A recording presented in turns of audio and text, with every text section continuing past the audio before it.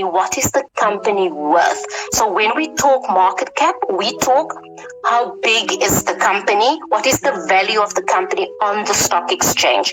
So if you look at Amazon, I don't know right now, but let's say it's a $1 trillion company and you are investing in a $2 billion company, it is much harder to attack Amazon than it is to attack a derm tech or a upstart, etc., etc. So we want to balance our portfolios.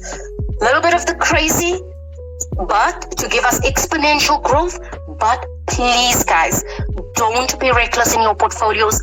Balance it with solid portfolios that if the market crashes, we can be rest assured Amazon is not going to fall from a $1 trillion company to a $1 trillion company. So it's much easier to attack. And then the last question on the mode, so this is my 75% of the time. It's also 75% of my half an hour, okay, is does the company have recurring revenue? I love finding companies that has recurring revenue. So it is not, so often people will say, yeah, but then you're only going to invest in banks and you're only going to invest in insurance companies. No. Do you know how much time corporates spend on building this into their business models? Because they know that recurring revenue is sticky. You have your tech companies that have recurring revenue. Obviously, we know we must pay our subscriptions to technology companies, etc., etc. But a company, again, let's say Tesla, a lot of people don't know. Once you buy a Tesla, you're not done with Elon. You have to rent the battery. Nobody on the planet owns a Tesla battery. The Tesla battery belongs to Elon forever. Okay, you will rent it and you will have a debit order for the rest of your life and they will service the battery. Also, the software that connects you to the car is also a subscription, which means, we will buy, let's say I love VW, I go buy my GTI, I pay my $60,000 for the 5-year plan. I'm done with VW. They're not getting a cent out of me again because once the 5 years are up and I'm still driving my GTI, it's going to Car Service City because I'm not paying those prices.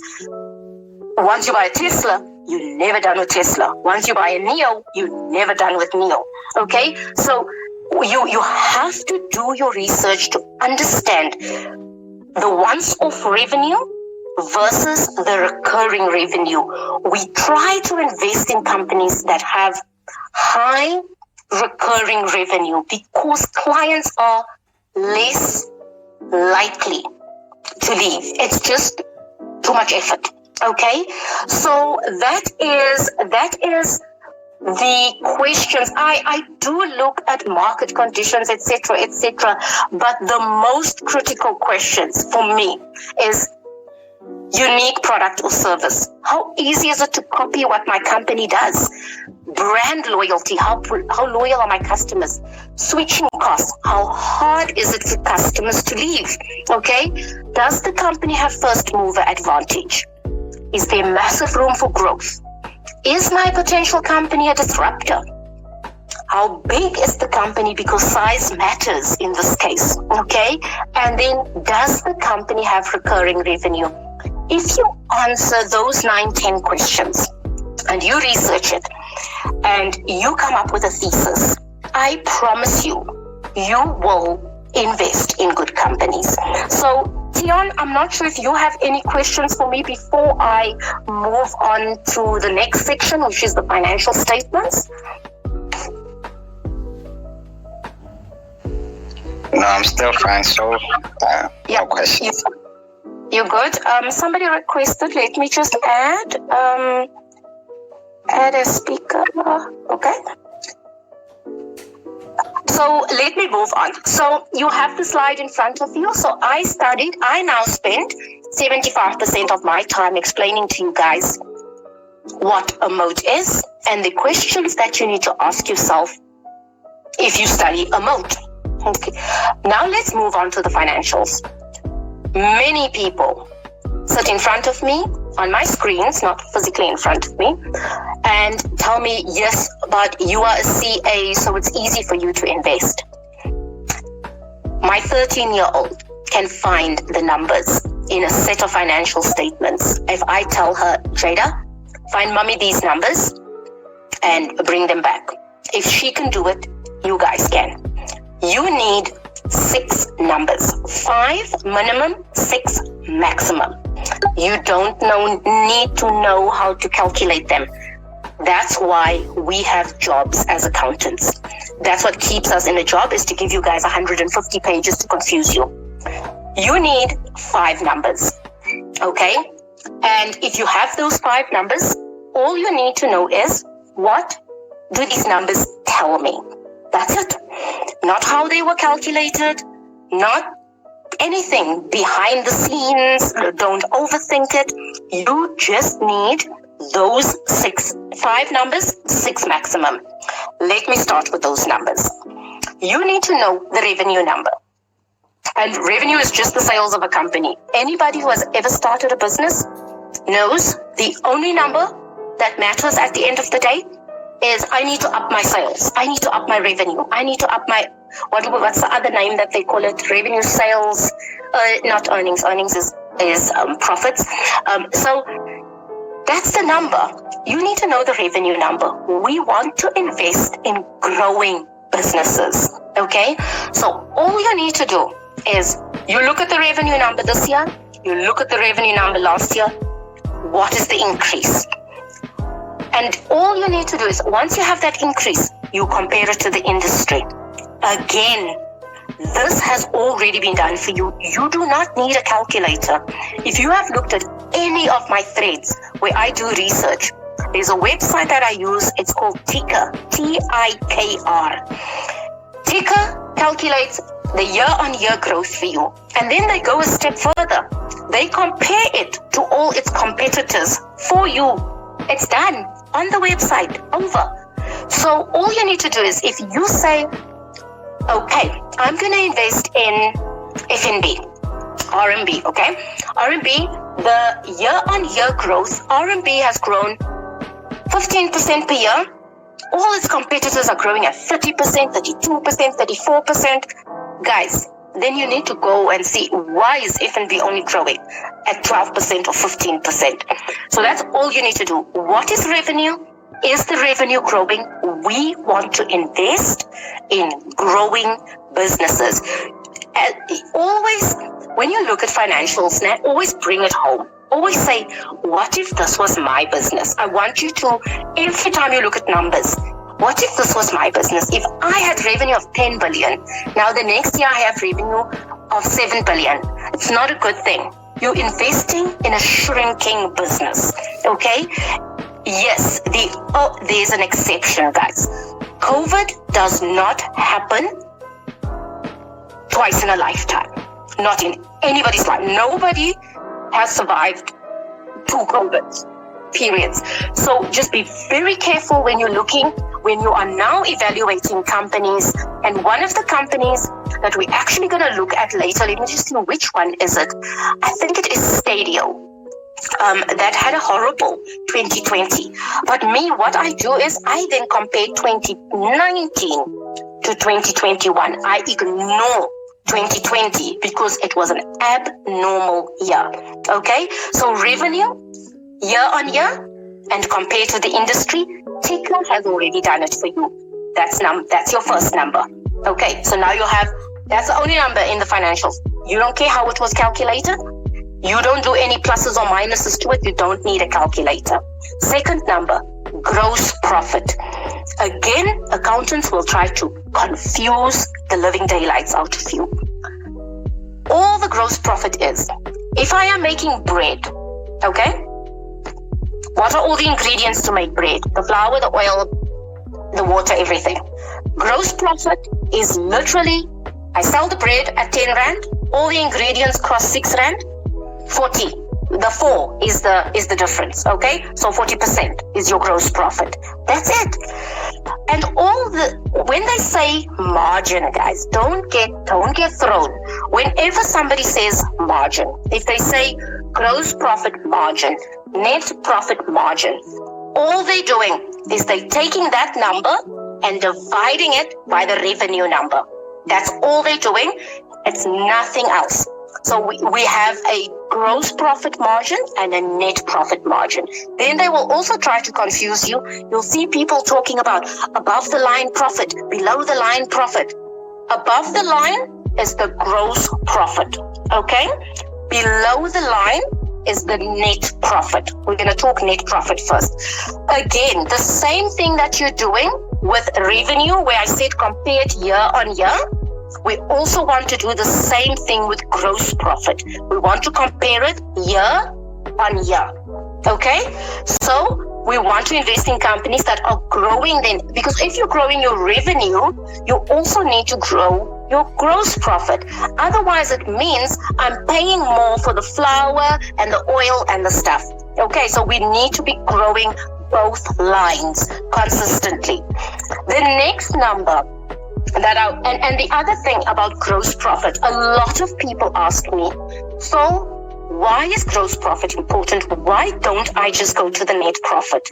You can't, guys. You have to look at the gross profit, because think of it like this. If you have Pick and Pay and you have ShopRite, okay?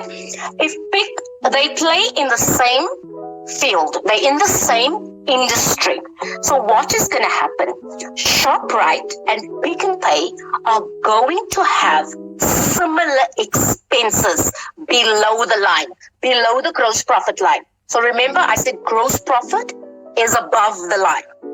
And then net profit, your eventual profit or loss that you make, net, that salary that you take home, at the end of the day, the net one, that's the one, after tax, after everything, that one. So if we're looking at gross profit, if we want to find strong businesses, let's say we have ShopRite that has a gross profit of 50%, and we have Pick and Pay that has a gross profit of 20%. What happens below the line is that they have similar expenses. They have similar store managers are paid the same. They're both in Sandton City, Centurion Mall, wherever they are. The stronger the gross profit, the higher it is, the more likely it is that similar businesses at the bottom, if they have a better gross profit, they're going to be better at the bottom because they have similar expenses. Okay, so that is why also I'm going to talk about net profit now and loss-making businesses. So net profit is the eventual profit or loss that you make after you've now paid salaries and rent and what else, electricity and your lawyer and your tax person and your accountant. After you've paid everybody, now you have a net profit line. And that's why I'm going to come back to gross profit and why it's important.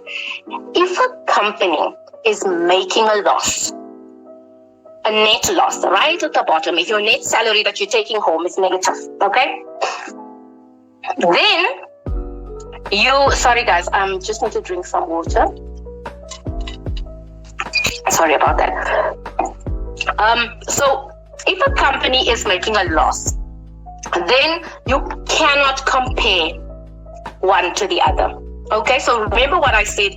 You need to compare everything: revenue, gross profit, and net profit. We compare them year on year, and we compare them to the industry.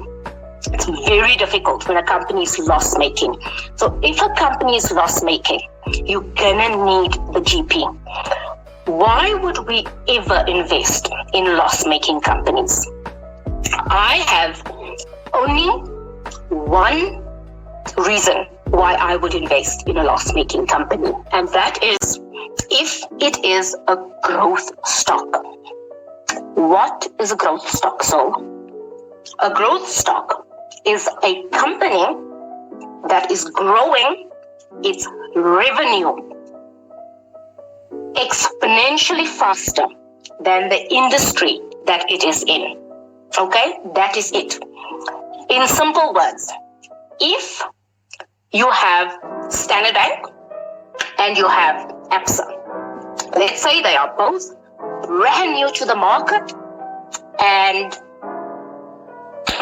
We have Standard Bank and we have ABSA. Okay, they are both new to the market.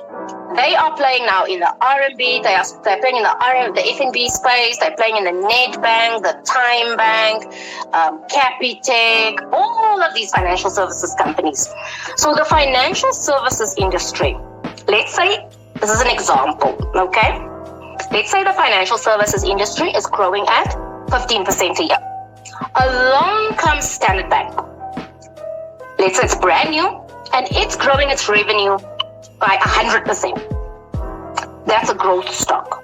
And it's consistently doing that. That means it's a new entrant to the market. It's a disruptor. We also, Purple Group is growing its revenue exponentially. So a growth stock is a company growing faster than the industry that it is in. Why do we invest in growth stocks? Because at the beginning of a company's life, okay, companies have excessive amounts of research and development. If you've never invested in a biotech company or like Aspen, etc., excessive amounts of money goes into research and development. So when I look at an income statement, I'm like, okay, you are loss making. How much are you putting into research and development? The next number I look at is how much are you putting into marketing? Because companies spend excessively high amounts at the beginning of their life on R&D and on marketing. Okay, so they will be loss making. The other thing that they spend excessive amounts of money on at the beginning of their life, depending on the type of company, is equipment, buildings, etc. So yes, they don't get deducted in the income statement, but remember, any piece of equipment needs to be depreciated, and depreciation is an expense in an income statement. So when you are looking at a loss-making company, and let's say I'm a growth stock investor. So if I'm looking at a loss-making business, I look at, okay, you are loss-making, but you are growing your revenue at 100%, 130%, 79% a year. And you promise, or I can see that this is going to continue into the future. I look at R&D, I look at marketing, I look at depreciation, etc. on the income statement. I'm like, this is going to phase out eventually. The revenue is going to grow and expenses are going to come down and the company is going to become profitable. And that is why if you are a growth stock investor, you need to keep your companies honest. You need to keep tabs on them. And that's why I get so excited for earnings season and when companies come out with their results, because I can go and check it to my spreadsheets to see, okay, they said they were going to grow revenue, marketing costs are down by 30%, they're on the right track. Okay, so that's the third number. You look at the net profit and you decide either it's loss-making or it's profit-making, and you decide it's loss-making, but in conjunction with revenue, this company could be a big winner in the next 5 years. That's the only three numbers. So companies have income statements and they have balance sheets. Okay, we've now ticked three numbers on the financials: revenue, gross profit, and net profit. It's calculated for you. It's on ticker. You don't have to do anything. Fourth number that you need is the cash. Cash is king. So, cash. What do we do with a cash number? You can't just look at it in isolation. Okay? You take cash and you compare it to the debt. And with the debt, I mean the money that your company has borrowed from the bank. So not total debt where there is provisions and accruals and all types of funny things in. You go to the balance sheet and you look at borrowings, debt. It must say borrowings on there, the money from the bank. If the cash is more than the debt, you are done with the balance sheet. You walk away. You have no more business there. Okay? If the cash is more than the debt, it means if Charles Savage wakes up tomorrow morning and he has 100 million in cash and 20 million in debt, he can wake up and pay the debt. And he's done. And Purple Group has no more debt. You are done. You have your 5 numbers. You are out. You walk away. You have a problem if the debt is more than the cash. Then you have number 6. There's only one more number that you need. So now the debt is more than the cash. Now Saul says that you need a 6th number. Now you need to see, my company got 100 million from the bank. All you need to ask is, how much did they get from me and my fellow shareholders? That's it. If they got more money from the bank than what they did from us, no, it's a no from me. It means my company is over indebted. That's it. Then we're done. Okay, so it's called the equity on the balance sheet. Fancy word, all it means is the money that belongs to me and my fellow shareholders. If that money is more than the debt, for me, a safe number is 50%. I want them to get 100 from me and 50 from the bank. And the reason that I do that is if the shit hits the fan, okay? If things go belly up, whatever,